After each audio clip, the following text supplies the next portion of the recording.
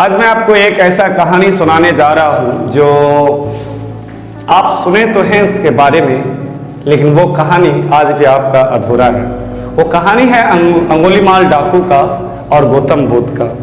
आप उस कहानी को पढ़े हैं अंगुलीमाल डाकू के बारे में कि जब गौतम बुद्ध एक कदम करके आगे बढ़ रहे थे, तभी एक जोरदार का आवाज आई अंगुलीमाल की तरफ से, जो डाकू थे, जो अंगुली को काट कर अपने माला में पिरो लेते थे, क्योंकि उसने वचन ले रखा था कि हम 1000 आदमी को मारकर उसका उंगली काट कर अपना माला में पिरोएंगे। तो आपको ये बताया गया है कि गौतम बुद्ध ने उसे ये समझाया था कि एक टहनी तोड़ो और इस टहनी को तुम दोबारा जोड़ के दिखाओ। तो अंगुलीमाल ने क्या किया, उस टहनी को तोड़ तो दिया लेकिन जोड़ नहीं पाया।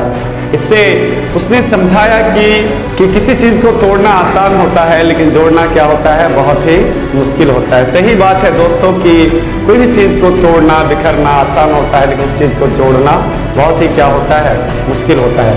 किसी को नीचे गिराना ठीक है, बहुत ही आसान होता है, लेकिन किसी को ऊपर उठाना बहुत ही मुश्किल होता है। ठीक है, लेकिन रियल में ऐसा कुछ इस बात तो है ही, एक मोटिवेशनल लाइन है, लेकिन इस बात में कुछ और बात छुपी हुई है जो आज मैं आपको बताने जा रहा हूं। और शायद ये बात आज आप अपनी लाइफ में पहली बार सुन रहे होंगे। जब गौतम बुद्ध अंगुलीमाल डाकू की ओर एक कदम करके बढ़ रहे थे, तो जोरदार आवाज आई कि ठहरो, कौन हो तुमको डर नहीं लगता है? ठीक है, मैं अंगुलीमाल डाकू हूं। तो गौतम बुद्ध एक कदम करके उसके पास गए और रुके और उसको कहा कि तुम ये सब काम क्यों करते हो। गौतम बुद्ध ने अंगुलीमाल डाकू को कहा कि तुम ये सब काम क्यों करते हो, लोगों को क्यों मारते हो, लोगों को क्यों सताते हो, उसका उंगली काट कर अपना माला में क्यों पिरोते हो। तो उसको कुछ काम दिया। गौतम बुद्ध ने उसे एक बात कहा कि एक काम करो, तुम घर जाओ और तुम जो ये काम करते हो, ये जो गुनाह करते हो, ये जो तुम्हारे ऊपर पाप बढ़ रहा है, इसके जिम्मेदार कौन है?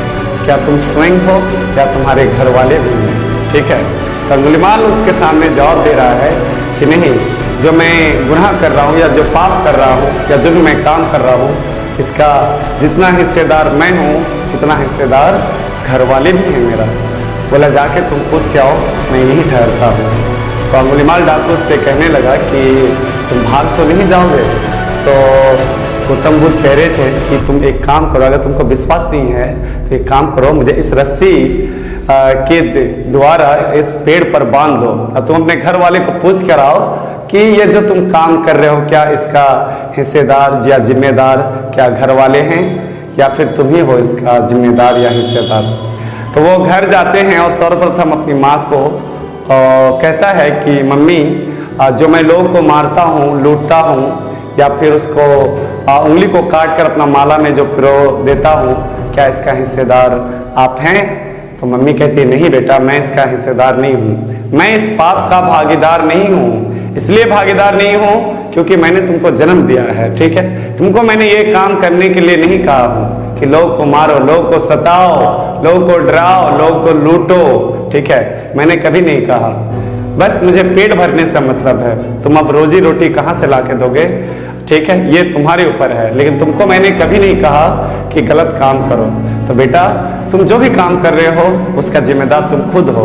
ठीक है, इसके जिम्मेदार मैं नहीं हूँ। उसके बाद वो अपनी पत्नी से मतलब कि पूछता है अंगुलीमाल डाकू कि उसकी जो वाइफ थी उससे वो पूछता है अंगुलीमाल डाकू कि जो मैं काम कर रहा हूँ, क्या जो मैं लोगों को लूटता हूँ, मारता हूँ, क्या इसका भागीदार हैं आप, क्या जिम्मेदार हैं, क्या शेयरदार हैं? तो वो भी कहती है उसकी वाइफ कि नहीं, तुमने मुझे शादी करके लाए हो, ठीक है, तो तुम्हें तो मेरा जो ज़रूरत है वो तो तुम्हें पूरा करना होगा, लेकिन तुमको मैंने कभी नहीं कहा है कि लोगों को सताओ, मारो, डराओ। ठीक है, और इसका जिम्मेदार तुम हो। जो भी तुम पाप कर रहे हो उसका भागीदार जिम्मेदार सिर्फ तुम हो, इसका हिस्सेदार या शेयरदार मैं नहीं हूँ। उसके बाद वो लास्ट में फाइनली अपना बेटी को भी पूछता है कि क्या बेटी, जो मैं काम करता हूँ, जो मैं पाप करता हूँ, लोगों को मारता हूँ, डराता हूँ या लूटता हूँ, क्या इसके जिम्मेदार तुम हो? तो बेटी भी वही बात कहती है जो माँ और उसकी दादी कहती है। ठीक है, फाइनली उस बात को उसको एहसास हो जाता है कि दुनिया में जो भी हम काम करते हैं, ठीक है, ये लोगों को सताते हैं, डराते हैं, या जो गुनाह करते हैं, जो पाप करते हैं, उसका जिम्मेदार मैं खुद हूँ, ठीक है। और उसको रियलाइज्ड हो जाता है ये बात, और उसके बाद वो क्या करता है, लोगों को डराना, मारना, धमकाना, लूटना छोड़ देता है। और फिर वो आके उसके सामने, गौतम बुद्ध के सामने क्या होता है, गिर जाता है और उससे माफ़ी मांगता है कि आज के बाद मैं कोई भी काम, ऐसा काम नहीं करूँगा जिससे लोगों को तकलीफ हो। दोस्तों, अगर ये बात आपको अच्छी लगी हो और पहली बार अगर आप लाइफ में सुने हैं तो आप इस चैनल को सब्सक्राइब करें, लोगों तक ज़्यादा से ज़्यादा शेयर करें, ठीक है।